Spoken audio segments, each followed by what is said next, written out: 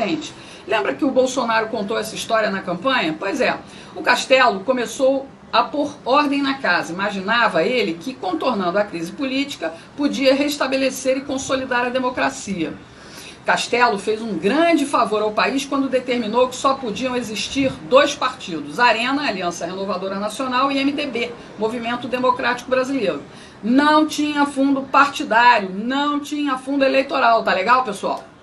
Castelo Branco fez reformas econômicas e tributárias, mas os comunistas estavam revoltados e explodiram uma bomba no aeroporto dos Guararapes, em Recife. Eles queriam matar o general Costa e Silva, que Castelo escolheu como sucessor. Castelo era antifascista e, antes de entregar a presidência, fez a Constituição de 1967 e foi bonzinho. Não colocou lá qualquer ato institucional nem dispositivo autoritário.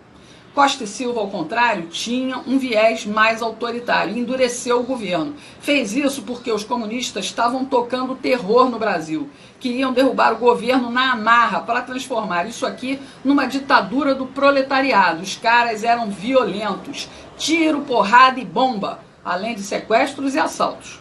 Ainda matavam os próprios companheiros quando desconfiavam de traição. Isso encheu o saco do Costa e Silva, que acabou decretando o AI-5. Ele fechou o Congresso Nacional, cassou mandatos, inclusive o pai do Dória, e reprimiu legal os comunistas. Costa e Silva teve um AVC e não terminou o mandato. Uma junta militar indicou o general Médici para o cargo. Apesar de ter sido o período de maior repressão aos terroristas, com prisão e enfrentamento tático de guerrilha, que matou um monte de comunistas, Médici reabriu o Congresso e não cassou ninguém. Dá para desconfiar, não dá não?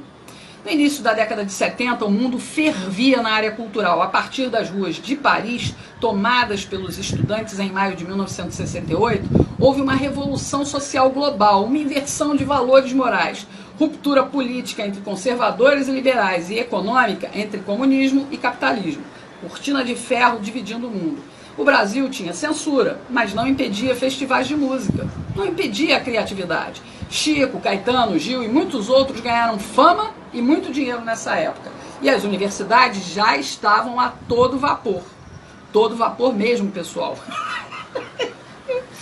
A maconha já rolava nos campos. Uma abelha me contou que foi uma ideia, uma tática do general Golbery Couto e Silva. Ele achava que deixando os universitários fumando maconha ia afastar eles do terrorismo. E a gente viu no que deu. A droga saiu dos meios acadêmicos e foi disseminada entre as famílias mais pobres nas favelas. A origem da criminalidade forte está aí, ó.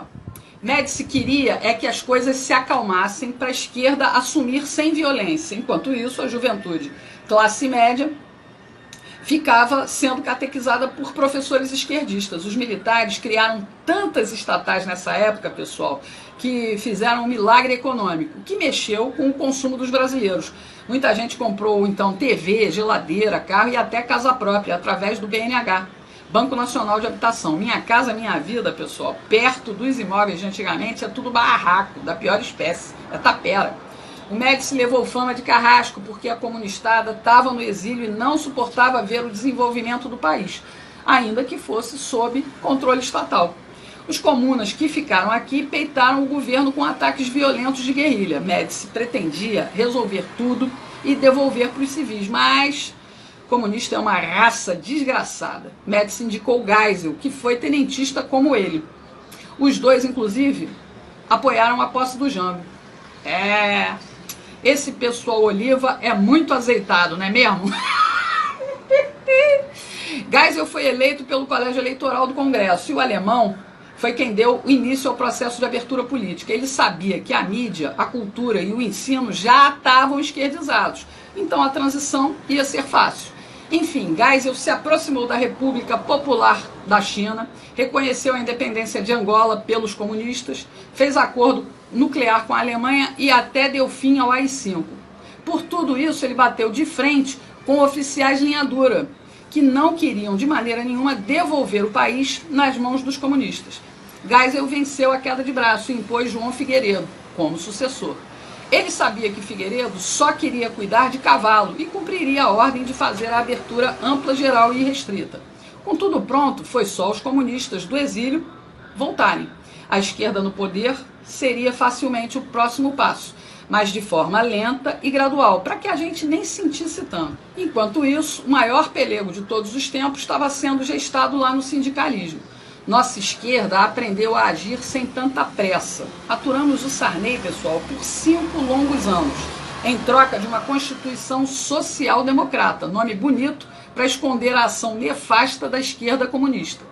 Na cultura, a música brasileira já apresentava os resultados dessa esquerdização, definhando em conteúdo e em qualidade. O ensino foi banalizado e nos transformou em idiotas úteis. A imprensa e a televisão foram nos reeducando.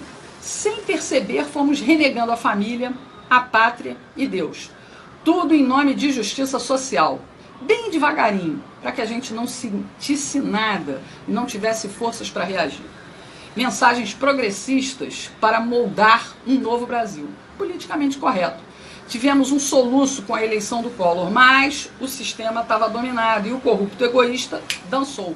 Surgiram os cara-pintadas manipulados pela minissérie Anos Rebeldes da Rede Globo, lembra? O Plano Real colocou dinheiro no bolso da sociedade e estendeu o tapete vermelho para a social-democracia. Elegemos Fernando Henrique, o sociólogo, filho de um tenentista. Ele abriu o caminho para o analfabeto sindicalista bem adestrado pelo socialismo. Lula instaurou a supremacia da estrela vermelha, onde empresários corruptos alimentavam políticos corruptos. Políticas populistas fecharam os olhos do proletariado. O governo finalmente dita regras sociais sem qualquer contestação. De novo, a política personalista em ação. Hoje, na música popular, Marcelo D2, Anitta, Ludmilla estimulam o consumo de drogas. A ideologia de gênero é cantada em prosa e verso pelo desafinado Pablo Vittar. Lixo cultural. A gente engole isso toda hora. Começamos a dar sinais de reação quando votamos em Jair Bolsonaro para a presidência da República. Mas o estrago da ideologização política, pessoal, continua atrapalhando. E não permitiu o serviço de limpeza completo. Continuamos errando nas urnas. Mantivemos um monte de comunistas, socialistas, progressistas e liberais, tudo junto e misturado lá no Congresso. Cleisi Hoffmann, Maria do Rosário, Paulo Pimenta, Ranolfo Rodrigues, o cuequeiro José Guimarães, Cid Gomes, Marcelo Freixo, Tabata Amaral, o namorado da Fátima Bernardes, o João Campos, filho do Eduardo Campos, o Kim Kataguiri do MBL, a tal da Talíria Petroni e muitos outros, muitos outros. Essa Talíria, inclusive, pessoal, é professora de história, igual ao Freixo. Depois que o secretário de Cultura do governo conservador de Bolsonaro fez a cagada de gravar um vídeo com estética nazi, a esquerda aproveitou para juntar mais um xingamento contra nós conservadores. Agora, além de fascistas, viramos nazista na boca dessa gentalha comunista. Tudo com o apoio velado de Rodrigo Botafogo Maia, que faz conluio com essa gente, com o Centrão, para derrubar pautas conservadoras do Bolsonaro e para derrubar também ministros como o Weintraub e a Damares. Mas, para mostrar diferença entre nazismo e comunismo, a tal da Talíria até publicou uma homenagem ao genocida Lenin e ao ideólogo da política cultural nazista, comunista, fascista, Antônio Gramsci. Enalteceu o chorume do lixo da ideologia que destrói a inteligência, que matou mais de 100 milhões de pessoas. Marcelo D2 ainda disse que a gente tinha que ter gravado na testa com faca a palavra nazista. Entendendo tudo isso, você vai finalmente compreender que a nossa liberdade começou a voltar para as nossas mãos a partir da internet. Abrimos a porta de fuga da ditadura da mídia jornalística e cultural. Ganhamos voz e ecoamos nossos pensamentos e valores cristãos, conservadores, aqui, pela internet. Entendeu por que o sistema odeia tanto tudo isso? Bolsonaro entrou para desviar a rota que nos levava para o comunismo, mas os comunas de capitalismo não se dão por satisfeitos, não dão trégua. Veja o caso do governador de São Paulo, João Dória. Ele é empresário de lobby. Isso mesmo, lobby. Esperto como ele só, criou o LIDE, Grupo de Líderes Empresariais. Ele viveu sempre, a vida toda, de promover encontros entre industriais, empreiteiros e banqueiros com o poder público, os políticos. Entendeu a jogada? A empresa recebe altas comissões por isso. Depois do mensalão e principalmente depois do escândalo do Petrolão, as coisas ficaram mais vigiadas e mais discretas. Aí o que fez o João Dória? Decidiu ele mesmo entrar no poder público. Primeiro, com seu jeito engomadinho, milionário ostentação, engambelou os paulistas, que acreditaram que ele seria o prefeito ideal para governar São Paulo. Mas a ambição do Dória, a gente sabe, é bem maior. Em 15 meses, ele deixou São Paulo para trás, nas mãos do progressista Bruno Covas, e partiu com tudo para a candidatura a presidente. Mas o PSDB de Geraldo Alckmin disse não, e ele, a contragosto, acabou brigando pelo governo do estado de São Paulo. Dória mostrou logo na entrada todo o seu viés esquerdista totalitário e patrimonialista, que não vê diferença entre o que é público e o que é privado. Olha o que ele fez no Palácio do Governo. Pegou uma decoradora e mudou toda a estética clássica do Palácio Bandeirantes. As mudanças físicas custaram mais de R$1,5 milhão, para deixar tudo bem parecido com palácios de estilo autoritário, como a estética nazista, fascista, comunista. Basta comparar essas fotos disponíveis na internet. Mas Dória e Alckmin, Alckmin e Dória são iguais, representam o mesmo tipo de política nefasta, só que Dória vai numa velocidade destrutiva muito mais rápida. Tudo pela fixação, pelo poder da presidência da República. É lá que ele quer estar.